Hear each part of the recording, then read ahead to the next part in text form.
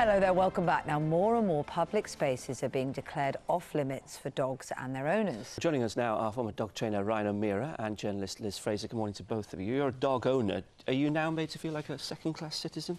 I think in some ways, yeah, and I think that the reason is irresponsible dog owners have caused this problem for the majority of responsible dog owners. I go to the park every day with my dogs, and the biggest problems I encounter are from other dog owners who let their dogs go off the lead and they don't call them back. I think it comes down to two things. You get dog owners who, quite frankly, are not responsible and not going to clean up after their dogs and don't have the ability to recall their dogs.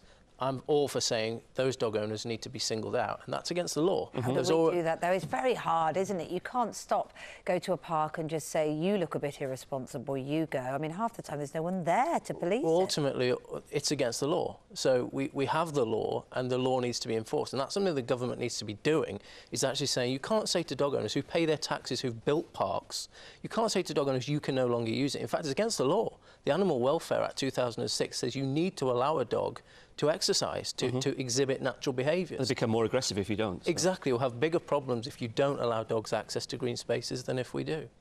What's your view on all this? I was a dog owner, actually. When I was younger, we had a dog, and I think there are lots of benefits of having dogs, and I see all of that. It's quite good for children to learn to care and look after something and all of that sort of stuff. And I don't want to belong to a society, actually, where we ban things. That goes very against my nature to put rules in place.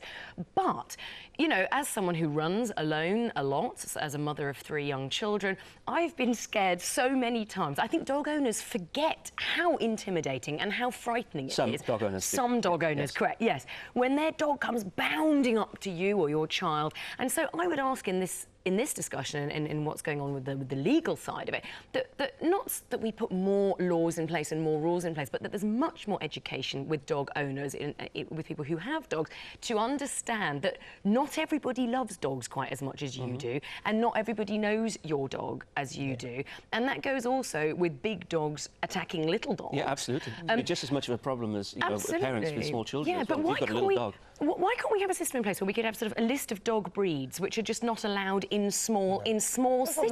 There are some dogs. It's the owners and the way they control them, isn't it? And I mean, I think part of the problem is it's urban environments where there is a very small amount of green and a lot of people using that green. And admittedly, it could be 1 in 4,000 people that uses that park that behaves irresponsibly, but that's enough to ruin it. I mean, do dog owners have to be responsible themselves and say, well, look, this is a luxury now for me to have a dog and exercise? I don't think so. I think dogs contribute massively to society. There's 5.9 million of them. So I think if you start making blanket bans on dog owners, you are offending a large proportion of law-abiding, tax-paying citizens who've done nothing wrong. But even good dog owners allow their dogs to wee everywhere. Exactly, and we are a country, forgive me, we are a country who tends to put animals above humans very often. Honestly, you try and say anything against dogs and dog lovers in this country, really. I am not putting the popular point of view across this morning. You know, people give more money to animal charities than to children's charities occasionally. You know? And so I think we need to kind of redress it slightly and say that we live together. We do. We give so much money because there is an irresponsible culture. I would like to live in a country where we don't need animal charities. Yeah, I'm sure we all. That's the problem. Okay, that's where we need to focus. Fewer laws and perhaps more education. And volunteers. Lots of them are forming volunteer groups to police themselves. Unfortunately, we have to move on. Okay. Thank you, both of you. Thank you.